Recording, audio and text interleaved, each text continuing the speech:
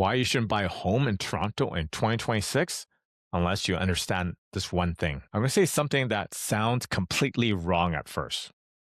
2026 might be one of the most dangerous years to buy a home in Toronto. And no, it's not because prices are about to crash. And it's not because interest rates are too high or they're going to be going up as well.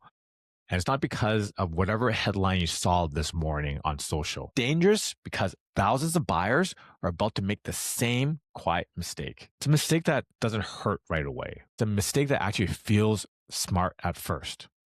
And a mistake that usually doesn't show up until year 2 or year 3. If you live in a condo or a condo townhouse and you think about upgrading to a house, or you're watching the Toronto market and telling yourself, maybe I'll just wait until 2026. You need to hear this because most of the people who buy in 2026 will think they made a great decision. This is right before it becomes a problem. And by the end of this video, you know exactly how to avoid this. Right now, there's a specific story being told about Toronto real estate market.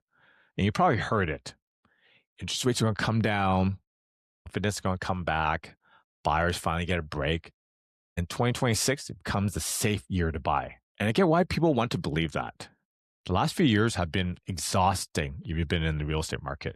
Prices jumped, rates spiked, monthly payments exploded.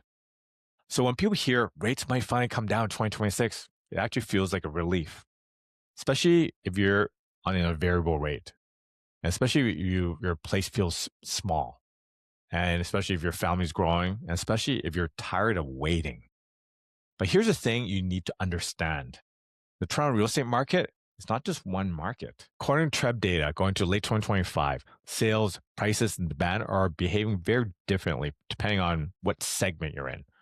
Condos are definitely telling one story, and houses are telling something totally different. Some areas are up year over year, some are flat, some are quietly slipping.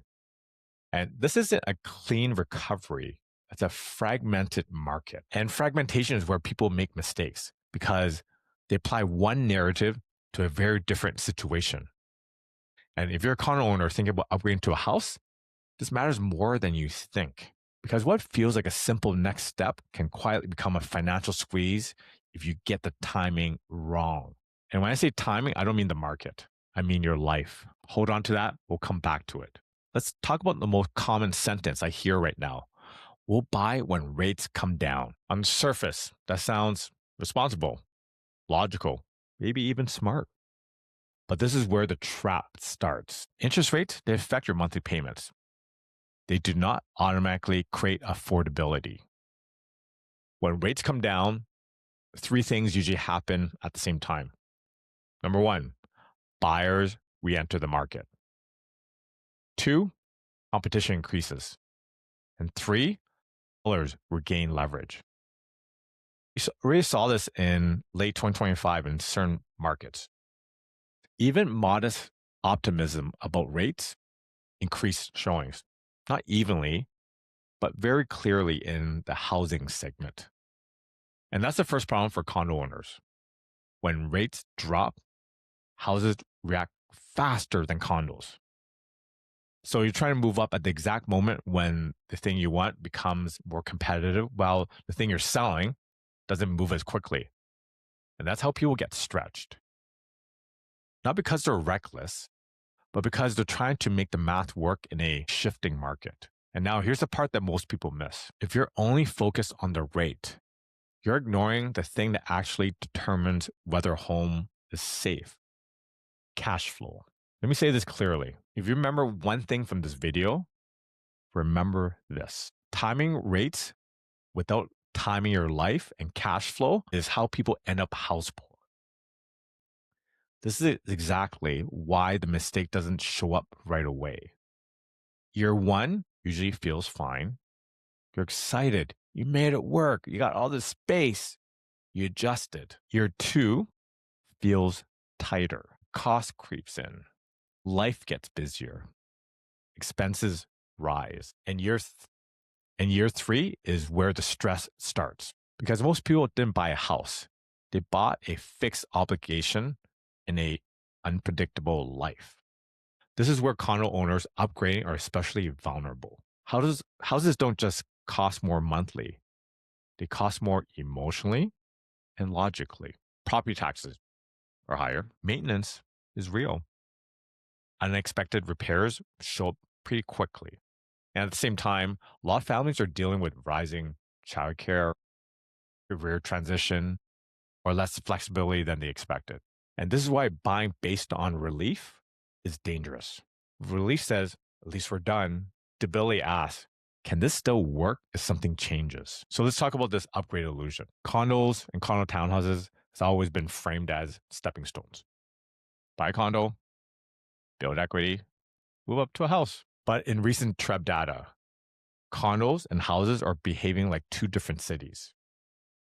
Condos are more sensitive to supply.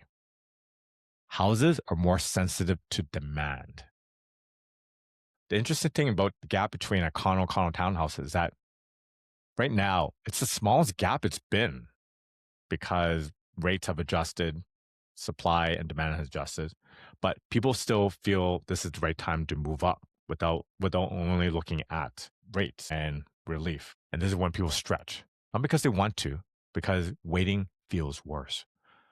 And this is where the biggest mistakes happen. People don't buy in 2026 because the numbers are perfect.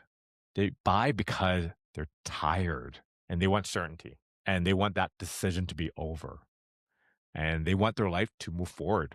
Because a lot of times you're stuck in your condo, can't move up. Life can't happen sometimes. And that pressure is real. And this is exactly why most people who buy in 2026 will believe they made a smart decision at first. So let's answer the real question. Who should actually buy in 2026? Well, before I answer that, here's the filter. Before you even think about buying, ask yourself these three questions. Number one, if interest rates don't drop as much as expected, does it still work? Number two, if one income changes, does your life still function?